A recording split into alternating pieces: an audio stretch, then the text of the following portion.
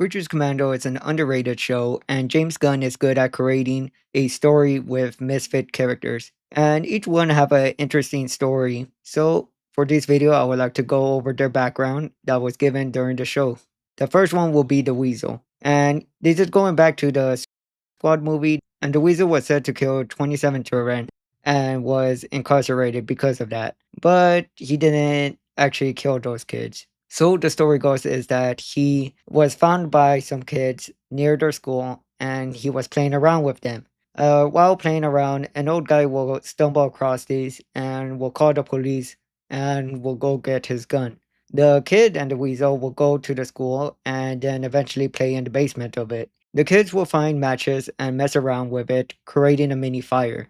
Then the old man will enter the building and then he will go down the basement with the gun and he will see the weasel. The old man will try to shoot the weasel, but the weasel will be able to dodge and weave, and the old man will hit a gas tank that was nearby, which liquid would come out, and because of the box being on fire that the kids made, the gasoline touch it and cause an explosion throughout the school. The school is on fire, most kids were sadly killed, and the old man as well, and the officers that the old man called finally arrive. Weasel will see a survivor and will try to comfort them and protect, but the cops will see the weasel carrying the kid and assume the worst and they will start shooting.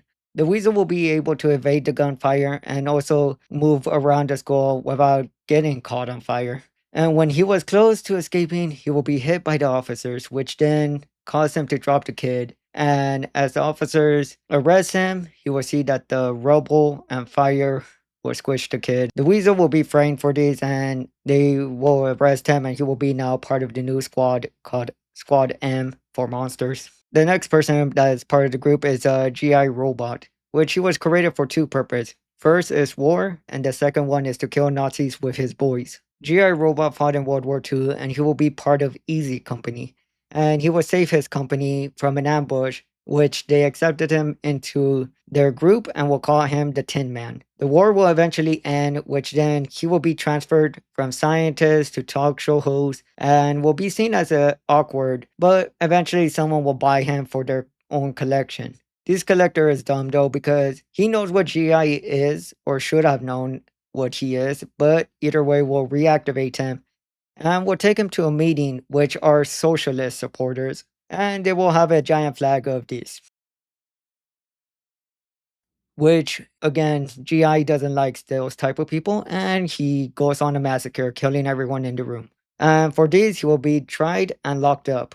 Similar to the Weasel, is GI Robot is another person who shouldn't have been convicted and tried for their murders. Oh, GI, I guess, could have an argument with it, depending on where you see it. I personally don't think so because it's a bit of his programming for it. But whichever it is, at the end, he's part of Group M again. I am gonna add these two together, and it is Frankenstein and his bride. But the bride is the one who is part of the group. Frankenstein is kind of a side character, but he does appears. Also, I know that his name is Eric, but I called him Frankenstein. So I'm just gonna leave that in. Victor created Frankenstein, and Frankenstein at the moment was acting like a teenager, but after seeing that Victor has a wife, he wants to learn that too. He wants to learn love. So Victor will create Frankenstein a bride. Once the bride was actually created, Victor has to teach her the basics, which Victor explains to Frankenstein that she is basically a newborn, so he has to teach her everything. And when she wakes up, she is afraid of Frankenstein as sees him as a monster, and Victor will be kind of her savior. Victor will kind of groom her into liking him. He will purposely make her being only solely dependent on Victor. And also then Victor will also cheat on his wife with the bride, which is, I think, necrophilia. Frankenstein will be jealous that the bride likes Victor and not him. Eventually, Frankenstein will kill Victor. But the bride having only those two in her world, and Frankenstein killing, in a sense, one of her worlds, she still doesn't accept Frankenstein, even though Frankenstein thinks that he deserves her. And she will leave. Frankenstein will stalk her and try to claim her as his bride, as that's the only thing he cares about. But the bride will constantly keep on moving and living life in a sense. Frankenstein, of course, he says he's in love and he's only doing it for love, but in reality, not really. He didn't really care about her personality, only that she is supposed to be his bride. And the bride is kind of the opposite of Victor, as she actually does multiple different things once she escapes. So, an example is she becomes a fisher, she fights during a war, eventually she will be caught and be part of the group.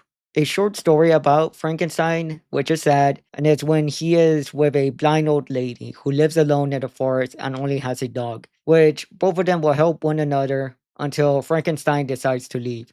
And this is the sad part. He will lock the dog out of the house and tell the lady that he's gonna go away to try to get the bride. But the lady tries to tell him that the bride isn't worth it, but he doesn't listen, and it's because he already has a plan in mind. And that plan is that he will kill the old lady because he believes it is a mercy kill. And that's the reason why he locked out the dog, because he knew the dog would try to protect the old lady. And this scene is just sad because a basic monster has already made up his mind. The dog trying to protect its owner, and the lady who is helpless to do anything. And her trusted friend is betraying her.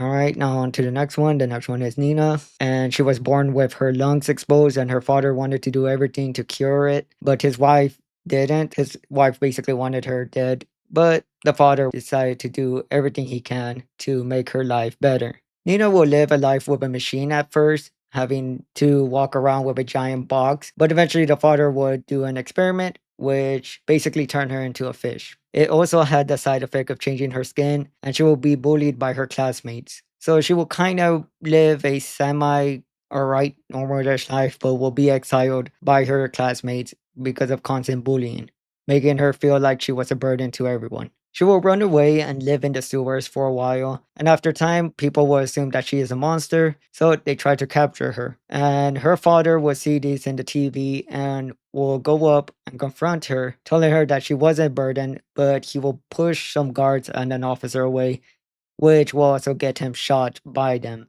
And after that, Nina will be captured and taken away. So far, this show does to seem have a few people who were wrongly convicted. And final is Dr. Phosphorus. I cannot pronounce it correctly, I'm sorry. Moving to Gotham, he was a smart scientist that needed some fundings, and he will get that help from some mobsters. Eventually, his boss will find out that this scientist was not giving him the correct results, that they were all made up, and will kill the scientist's family and take him to his lab where he will put him in his own project and start it up, thinking that he has killed the scientist, but the scientist will become Dr. Phosphorus and he will get his revenge. First, he will go to the boss and kill his family and him while they were enjoying dinner. He will then pick off the other henchmen that were with the boss, and after that, he will claim the territory and money and will enjoy the lifestyle of having money and power. But then he will be stopped by Gotham's hero, the Batman.